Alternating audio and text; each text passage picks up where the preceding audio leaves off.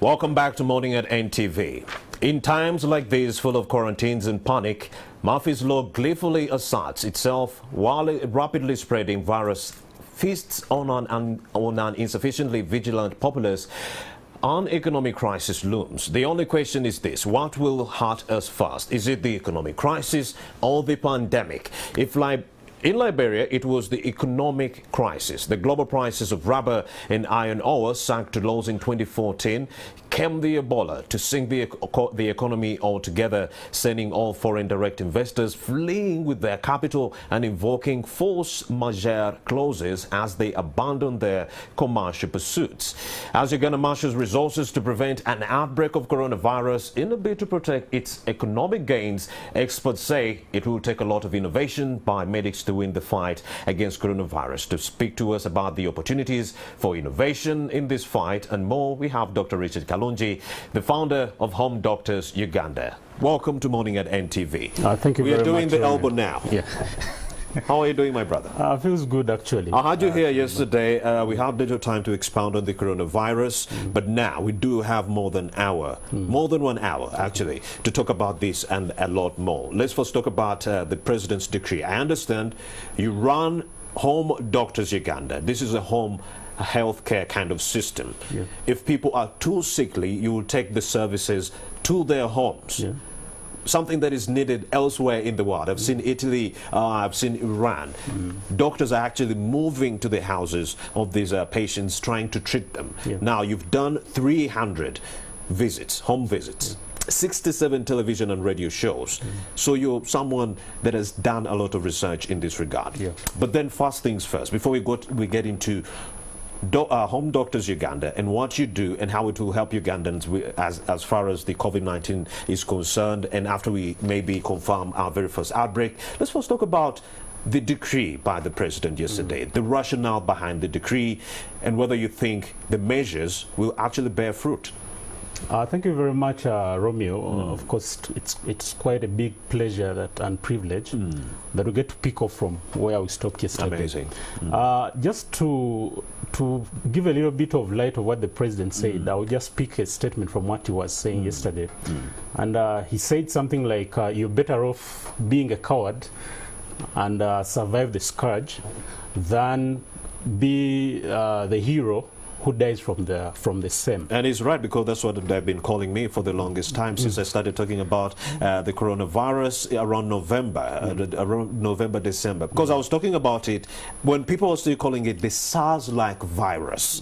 So people were like, Romy, what are you talking about? This thing has only killed 6, 7, 8 people. How will it make its way in Uganda? So here we are. You have Rwanda, you have Kenya, you have Tanzania, you have Sudan, neighboring countries being infected.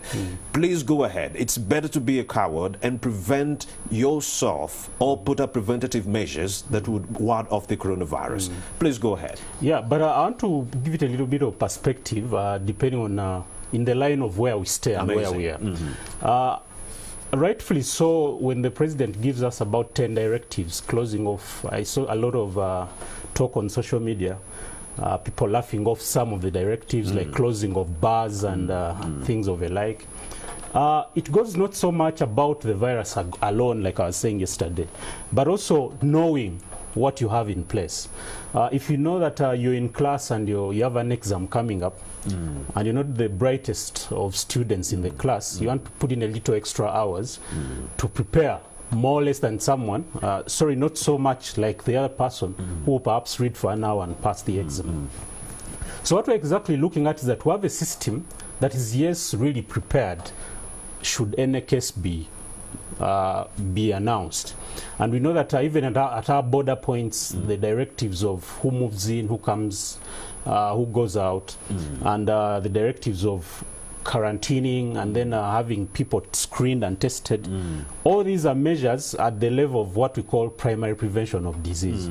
That you know the disease might come, but because you're not sure at the secondary prevention level of the disease is there, and you must now deal with it, but perhaps prevent its complications or its further transmission. You want to use as many tactics or as many weapons available to you at that moment to prevent the virus from coming in. So what I pick basically from the president's speech yesterday are basically three things.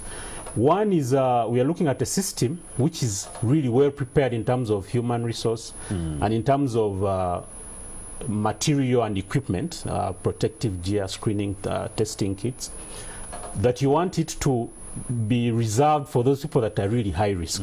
And you get it very clearly from his explanation. Number two is the issue of information. And I saw the speech started off with the president going on and on about the symptoms, and I saw him describing sneezing in a very interesting manner.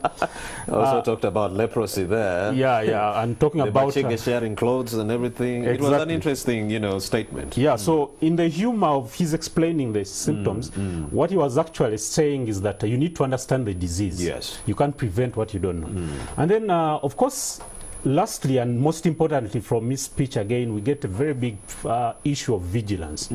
That as you know the information, you know that your health minister and her team and the team of experts are right on ground, but you must equally look out for a Romeo who may have a symptom, and a Romeo who has symptoms as well must equally ensure that they don't go out to a taxi park. Hold on. You did mention a Romeo. My brother, yesterday, I'm trying to bring the explanation closer to home so that yesterday I had my guest here on the show, Dr. Lagu. He had just come in from Switzerland. Yeah, Imagine, I watched the conversation. on March 13th. So I was asking him, Switzerland is one of the countries that were banned, whose citizens cannot make their way into the country, or if they do, they'll be quarantined. Dr. Lagu told me, no, Switzerland is not part of the countries, but I knew for a fact. And I was here, but I was like, really, Dr. Lagu, when he would cough, I'd be like, are we safe, Dr. Lagu? But he said the area where he was in Switzerland was not affected by the coronavirus. And for a fact, I can tell you that I did welcome the move for the president to call off these non-essential travels, because most of these people, especially the officials, are at the most high risk in this regard. So let me hope we are still safe around here. Yeah, so the vigilance is not so much about, yesterday we were talking a lot about fear. Vigilance is not so much in a sense of, I'm not going to do this, because, much as there are all these directives, somehow life continues. Indeed. I've just come, because some of us use public transport. If I leave home in a taxi, today I've seen taxis bringing people to town. I've seen borders bringing people to town. I've just seen a story of the Lord Mayor down in Kwaliseo bus terminal. So what happens on ground vis-a-vis the directives may be a little bit of a different case. So vigilance is in a sense that you have someone who already knows that their ministry and their medical personnel have everything in their hands, but this is the same person who equally has information about what the disease is. So the vigilance is not so much of fear that we are going to die, it's coming for us, but looking out for that you've been advised to look out for, but also taking measures to prevent the virus from affecting you. If you've been told to wash your hands with soap, you're doing it. You've been told to practice respiratory hygiene, personal hygiene, you're doing it. And all these are things that we've been encouraged to do. And then when you look out for people, you don't, at times, there's a lot of, there was a stampede at one of the places in downtown. Some of us spend a little bit of time with those kinds of people. And what was essentially happening was people were crowding around a suspected case of coronavirus. And that's not even the first time. They continue doing that. Yes. Even the Chinese collapse, I think, 2 weeks ago. Exactly. Instead of people dispersing, they were converging near this person. Now that is a recipe for disaster. Exactly. So please go ahead. So as you look at there's what the president says, and then there's the population, the Ugandan that we know. That if you talk about, actually as soon as yesterday, as soon as after his speech, people were in the bus yesterday. I saw that. As of today, people are in the taxi parks. Men are going about their business. So usually as doctors and as medical persons, we know that the directives will be given, but we must not think that the directives are going to perform 100% of the prevention. So the vigilance, it really makes a lot of sense if the other two aspects are equally well taken care of, and everyone looks at themselves as a potential candidate of the virus, but not in a sense that in a sense of amateurism, that it's so much about the ignorance about the disease or even how it behaves, but because but because you know that if it comes, I have these options. If it doesn't come, life goes on. And this feeds well into the health crisis, fits well into the political conversation, fits well into the socio-economic conversation. So when you say 32 days off, some of us who are either unemployed or underemployed or not getting as much, my biggest concern now is how am I going to pay my 100,000, my 200,000 in rent? How am I going to buy the Rolex or Commando or whatever food I've been having? So that the conversation it doesn't stop at we have banned or wash your hands. You need to look at a holistic, because one of the biggest issues that comes out of some of these crises is actually not so much just the physical disease, but even the mental and emotional aspects of the crisis. That you're banning things for my good, but at times there is someone who is so much stressed out that the coronavirus pandemic is putting them in so much of a squeezed place that they practically can't go about their life anymore. So we need to look at it in so much of that kind of 360 angle or way of analyzing it. We've seen the United States suspend mortgages, even rent, for some people who have been affected by this coronavirus. You've seen the United Kingdom moving to also shut down schools like Uganda, but also offer some kind of incentives to the workers and to some of the families that have been affected. Yesterday, when I heard this speech all through, because I was waiting for one particular factor, for the president to announce or make a pronouncement on the stimulus package to be offered to either the workers, the traders who are not actually importing, who have been relying on China to import their goods and cannot do that anymore. I was wondering that maybe he would offer some kind of stimulus package to those traders, individual businessmen who have been doing business and can't do that anymore. I was thinking about offer some kind of financial relief to the faltering International Airlines, which now after the travel ban, you just know they are now customers in that regard. They've been hit already for a couple of months now. So where is the relief going to come from? Isn't this a recipe for disaster, telling people to simply avoid some places or not to go to some places, yet that's where they were, that was their source of livelihood, and then you're not offering them incentives or relief in that regard? That is a recipe for disaster. So tell us. Yeah, I think this reminds me very well of, if you remember, what happened recently when there was a handshake scandal. And our nation is not so much well known for situations of really looking at people as people that need some bit of push, or that is really not so not political, that you know what, I'm in this situation and I need this kind of assistance to go about my life the normal way. And yesterday, as we were having conversations in our medical circles, one of the biggest issues that came out was risk allowance for medical persons. That if you have teams that there have been, I don't know whether jokes or comments made about doctors, not just in Uganda, even in nearby Kenya, who are running away, in quotes, from suspected coronavirus diseases. That has been happening. Patients. That has been happening, even in Italy, even in Iran. Some have been calling for medical leave. The government had to actually order and halt all medical leaves. You're not supposed to have any leave during that coronavirus outbreak. Even the doctors or medical practitioners that had taken their leave already were recalled. Even the veterans who had retired are being recalled to come back and start working. Some patients, if you have a headache, this and that, they've been discharged to create more room for these incoming critically ill patients. So in our case, what would the scenario be? So I think it's an honest conversation that the political leaders or players are supposed to have with the economists and other key stakeholders in some of these factors. That if it's rightly so going to happen that someone must leave minus working, even if it's not at the level of government, if NTV lays off 150 workers in this crisis, God forbid, what is their plan for those workers, even at NTV level, before you go into government? Then if government, there was also a conversation, for example, around quarantining, that if I'm coming in from Switzerland or France and then I must keep in for 14 days, but I'm paying $100 per day. What happens if I don't have that $100? So the conversation actually that you bring forth is about how does government come in strongly vis-a-vis these directives.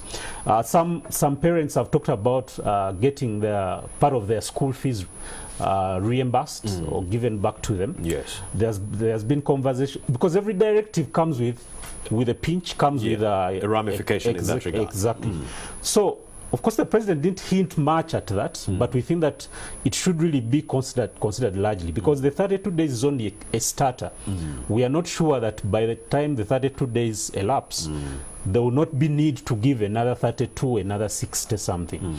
So, going forward, we must know that it can be recipe for disaster, which now goes back to people not being able to follow what you're telling them to do. Because you can't have, if someone feels like they can't leave, then there's no way they will stay at home without working if they don't have anything to eat.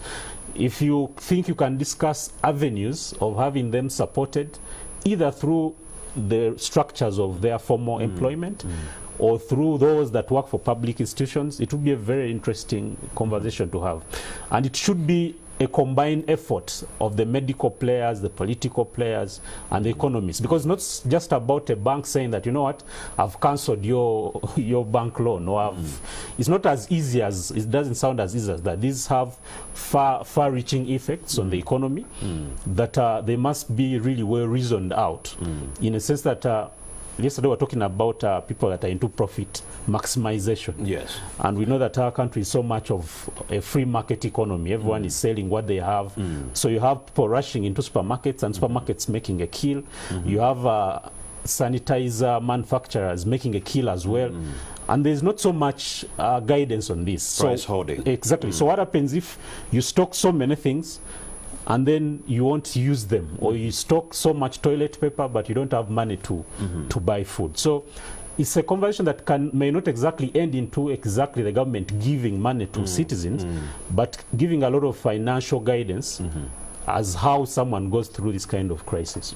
And we also have the issue of adherence to the directives that were actually pronounced by the president yesterday. I told you as I was making my way here, the clubs, the bars were still booming, the revelers were still having their own fun. Tell me about the ramification that can come out of that, non-adherence to the directives of the government. You know, I've already alluded to the fact that directives are directives, following them is another thing. Because the best way to follow a directive, I'll bring it closer to... Let's look at it this way. Why are they not following the directives? Are they not taking this seriously, or what? I'll bring it closer to home. It's still about the Ugandan, or the population that we have. We are a people that is not so much worried about anything until it is much closer to home. People many times go to hospital and they have conditions, and they're given a whole lot of recommendations and advice by medical experts. Now, these same people will go onto a search engine and Google out their own kind of advice. They'll talk to a friend of theirs or any other neighbor to equally pick their mind on what should be happening. So from the recommendation or advice that was given to a particular individual and what they finally do in real life, at times is affected by, there are so many factors that come into play to ensure that either happens or not. So it's about two things. One is many people really rightfully believe that the scare is there, like they call it, that the virus is there, and it will certainly maybe end up here. But many still think that, yes, much as it is there, it is not yet either in my house or in my confines. Then secondly, of course, there are so many equally who think that much as the virus is real, perhaps that it will not affect them to a way that it should have far-reaching effects on their social aspects of life. That if the virus is real anyway and it's not yet here, should it stop me from having my beer? Should it stop me from going to my church? Should it stop me from that kind of mindset? And that's what earlier on I said, that we need to follow up the directives with repeated conversations on the true health facts about the disease. Because at times the directives, now if you walked into Tax Park right now, people are discussing directives in the sense of what they think of them. That why is he closing schools, yet we have heard that the virus does not affect young young people. Young people have And already others. died. Exactly. Please help me dispel this for the viewer right there, right now on the screen. Yeah. Young people have been killed in Iran, in Italy. Let's say 60% of the mortalities were people above 60 years of age. But then there was also an interesting fact. From between 25 and 28, the mortality rate, those were the young people who died. 40%. Exactly. That's a big number. And there was another person who was saying that why is he closing bars, and yet we have had that alcohol.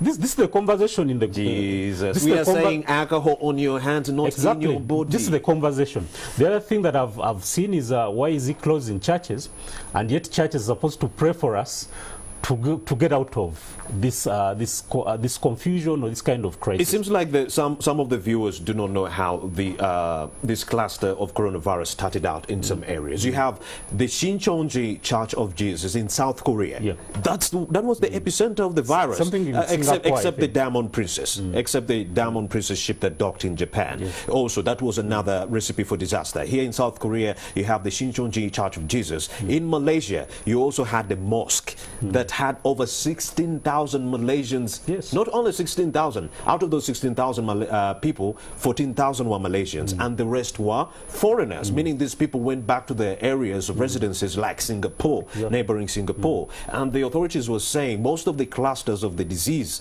COVID-19, were from Malaysia, from that religious gathering. So people should not take this lightly. Yeah, so from a religious gathering, you can get infected. Still about the president's speech, for every directive that he made, there's the directive, but there's equally a lot of scientific reasoning around it. And many times what disturbs our people is that at times they don't think about things at that level. They usually look at things in so much a simplistic manner until it actually befalls them that, oh, this is actually real. So perhaps it needs to be understood that it's not so much closing in the sense of negatively affecting, but it's actually for all the right reasons that, you know what, if you're 5,000 people in a church, you've all come from different directions of life, of the world. We don't know who has come in from where. We don't know who is practicing very good hygiene and not. We don't know whose hands are soiled with the virus. We don't know which surface is equally contaminated with the same. So we need to keep we need to keep speaking these directives to the people in that way. Alongside as well the ways of how does someone, there's supposed to be a very intentional focus to talk to people of how do you go through these directives while remaining healthy, while remaining alive. Your economic status is not so much affected. So it's not just about the directive, and yes, we need to keep reinforcing the information of what can be done and how can it be done and why and when and with who. All those kinds of facts and details must come out really very strongly. Indeed. Richard, now I understand that the fact that people are not adhering to these directives means the implementation could be the problem. So how best can our government implement these measures so that people adhere to them? I think from my experience, for the kind of work that I've been doing for the last 3 years, I realized that one of the most important issues that we have in this country is largely one with regulation. Regulation in a sense that if I say that don't do this, do we have a situation where Kalunji, who is not actually an authority, goes and converges a group of 20 people and starts interpreting the directive either wrongly or taking advantage of the situation, that, you know what, because the president has said this, I actually have this solution. So there's usually a little bit of a problem on who addresses who and on what. Sometimes people are misled and misguided by people of that kind. The other one is about misinformation. And not so much about lack of information. Many times when we give information, of course in communication studies we know that it's not just about the message, but equally how the message is relayed. So misinformation in a sense that the information has been sent out, but everyone chooses to understand it differently. And you know, in health matters, unlike other sectors, we are equally responsible for what someone understands. In some spheres, someone says that I've said it, and I'm not 100% responsible for what you understand. I think amongst our learned friends, the lawyers.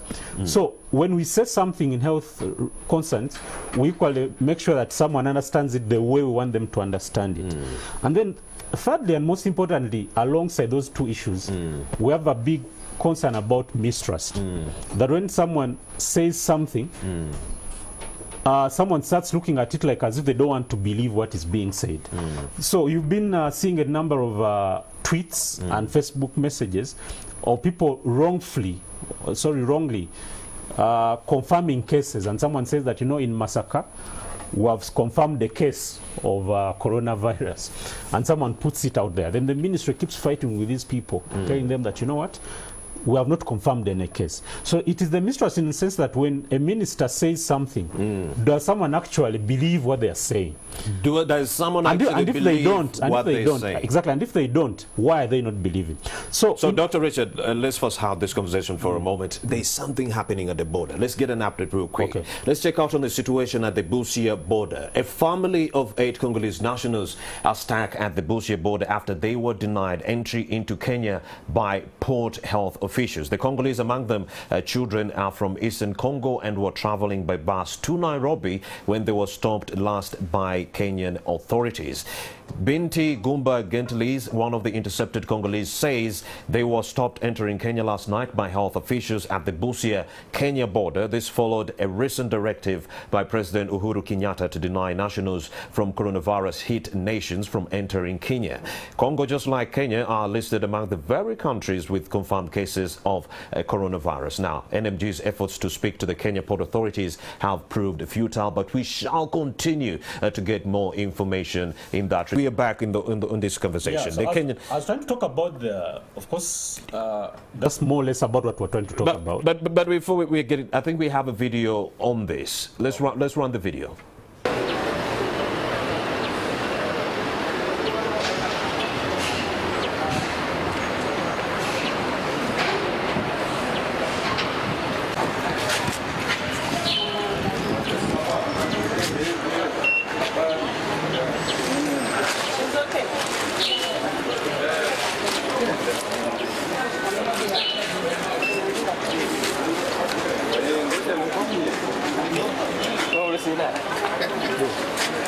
With the Congolese who are seated next to me, they passed via our table and we checked them and they didn't have any issue. I think when they crossed, they were not allowed to continue. That's why they came back and they are here. The reason is why they were not allowed to continue on the Kenyan side is not well known now. It's not well known to me. and this as a control measure, preventive measure in Kenya, schools were closed. That's what I understand. And students from Uganda who were schooling in Kenya had to come back. The buses are passing here. We have screened them and they were all about how many buses and what could be the numbers of students? There were 3 buses, 3 big buses and a minibus. Babiguze byonna bigwamu ekyokubiri nti wano ku boda ekizo kye tunakiri eki ebyokwerinda coronavirus bitono nnyo nti abantu tebali informed kintu ekyo tuwaliwo avuddeyo ekikwatako okusobesa ki abantu ngaze kyamaani owabasuubuzi n'atuta ekiseera okugamba abantu bange okwekuuma obulwadde buno naye babwekuuma batya ebikozesebwa amaduuka tebiriimu tuwaliwo abitunda obwabaddemu mu supermarket maduuka abanyakenya bazze ne bakola ki ne babiguza kumanya nti eggwanga lyaffe lino lizibu tuwaliwo n'abatangira nti bino byabantu ki byabantu baffe abantu bayingira nga bwe baagala bafuluma nga bwe baagala so turi ku mukenke.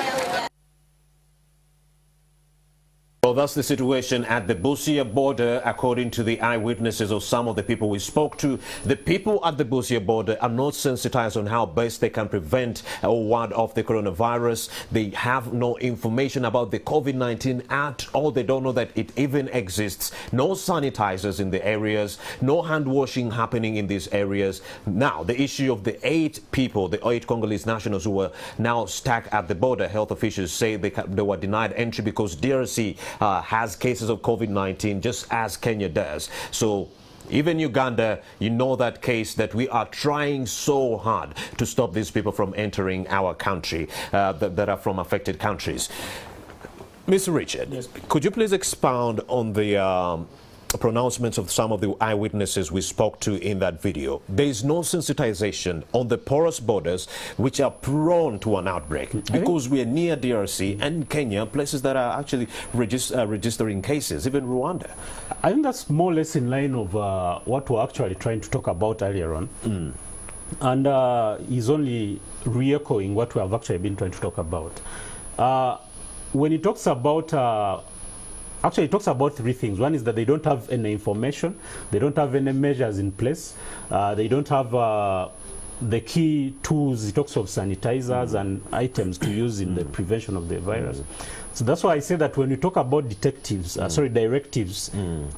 measures in Kampala, how do we ensure that, first of all, the message is broken down in ways that everyone across the country can understand, but also ensure that it reaches them? Because there's making the message is one thing, breaking it down into understandable formats is another, but equally relaying it to them directly and ensuring that their concerns and their fears are addressed is a very interesting one. And I was trying to make a point about the irony of the Ugandan patient or the Ugandan, that in the line of mistrust, you find that someone does not believe the true experts when they tell them to do something. But when someone comes with a magical drug at the village or a magical hand wash in the village, they easily believe them as opposed to the expert that is trying to say something. So what we finally get is that someone comes to ask the medical people rather late or already taken advantage of, not because of their perhaps, not exactly because of their weakness or whatever, but we find that we realize that what is actually happening is that there are so many people who do it so beautifully that people in the community try to move along so much with what they're telling them, even if it doesn't make medical sense or even if it doesn't work. So one of the things, those are the three things that I think we need to work with: misinformation, work a lot on regulation, and ensuring that what we talk about reaches out to the lowest person, and then most importantly, try to work a lot on the mistrust, because mistrust has a direct effect on health seeking. Because if someone doesn't believe in Richard Kalunji or in his kind of practice, chances are they will only come to me if they really have no option. If you didn't know, Dr. Richard actually runs Home Doctors Uganda. Yes, if you're sick and you're at home, you can move to a hospital, they can come to you. We are going to get into that conversation, but I would want to first exhaust what is happening at the Busia border. Do you think it's government's job to provide hand sanitizers and all these other preventive stuff items that people need on these porous borders or even other areas? Do you think the mandate is on the people to buy this, or government should step up and provide for free? I think at times, I think this is equally more or less of evidence of misinformation and misguidance, if you like. It is not a must that someone must buy a sanitizer, because I've seen some sanitizers on the market which are going for as much as 40,000.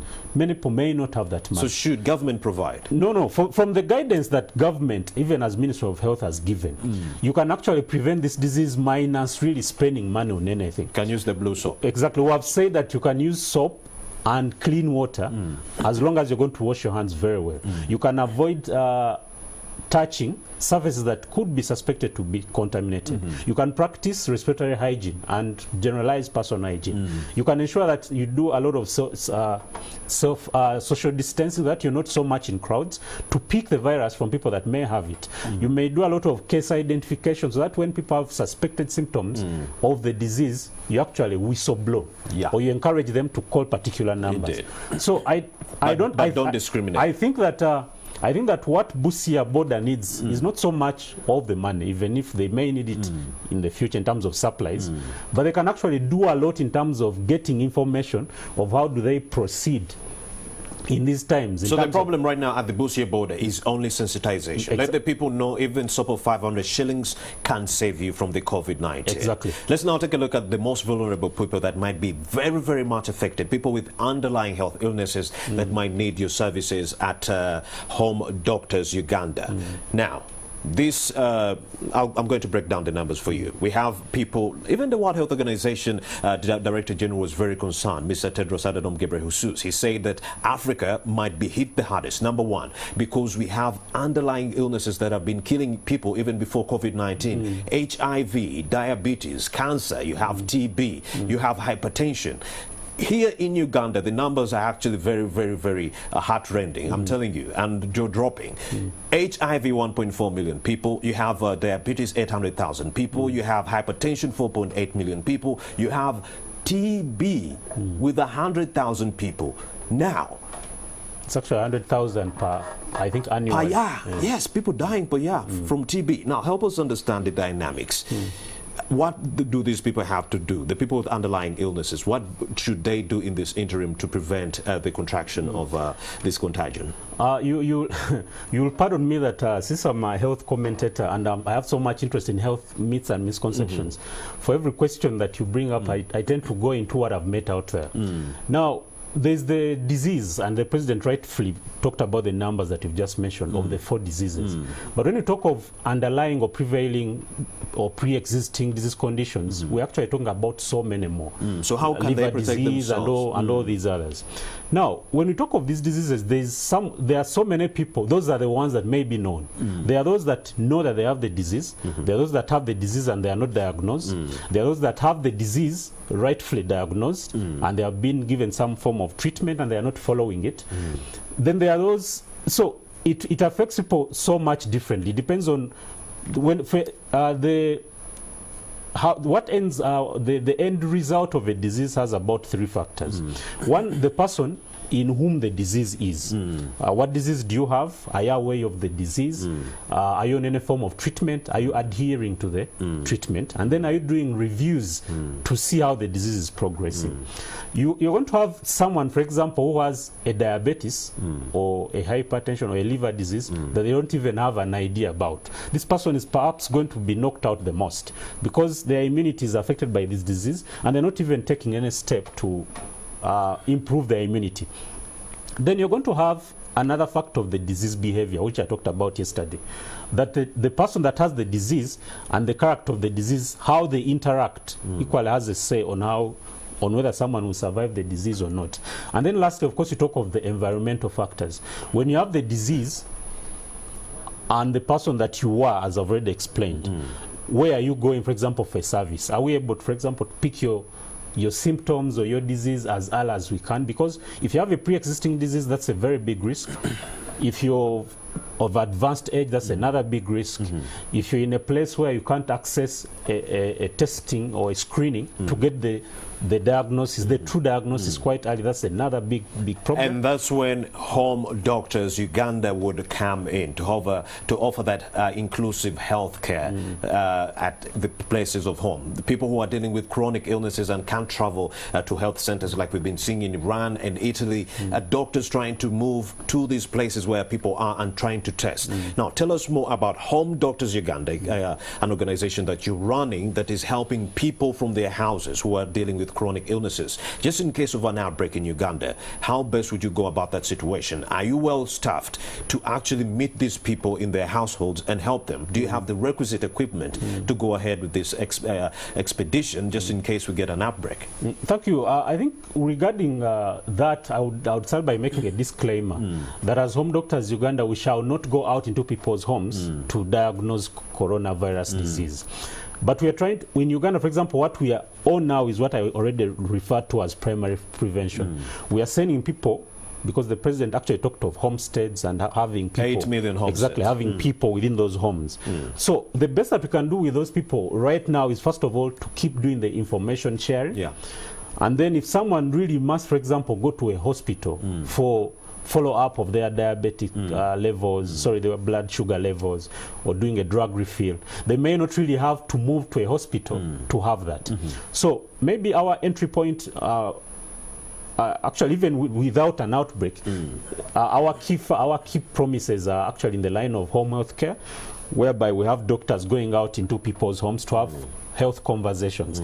For us, we believe that it's so much about the conversation, because someone can only practice proper health seeking practice seeking behaviors, if they really have the information about their disease, why they have it, and why it's affecting them the way that it's affecting them, why they are on particular drugs. Because when you go into someone's home, you actually see very interesting scenarios. You have someone who is on 7 types of drugs, both Western and maybe herbal, and they're not sure which drug treats which aspect of their disease. At times they are not even sure which disease they could actually be having. So it's as shocking as that.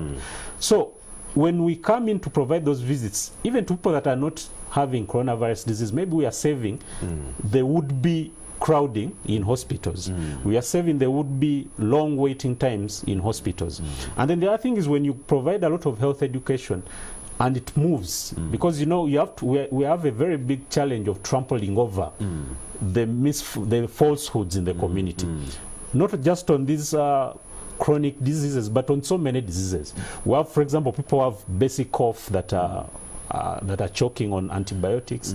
We have people who have wounds and are being treated for syphilis. We have people who are being treated for typhoid that they don't have for 1 year on. So misdiagnosis. Exactly. Misdiagnosis, and then delayed diagnosis, and then poor adherence. And then lastly, still along those lines, the issue of online healthcare. That even if I haven't come to your home, how do I ensure that you're actually doing the right thing regarding your circumstances? Of course, this one has a bit of challenges, and I'll bring it so much in the line of generalized health entrepreneurship and innovation in this country. We have so many health solutions, especially digital solutions that have been developed, and even IT solutions, and then tech solutions. Someone has a device that tests something, or someone has a device that provides some bit of service. But now one of the things that we have failed to get, I started off by describing who the Ugandan patient is, or the Ugandan person is. When you talk of these things, at times for many innovators, it ends up appearing as fantasy, because you have an innovation that you love so well that you have an app which can connect you to a doctor, or an app which can do such and such a thing, but the population is not thinking in tandem with that kind of progress. So that's why we think that as Home Doctors Uganda, you need to first understand the mind of the Ugandan and where they stand now.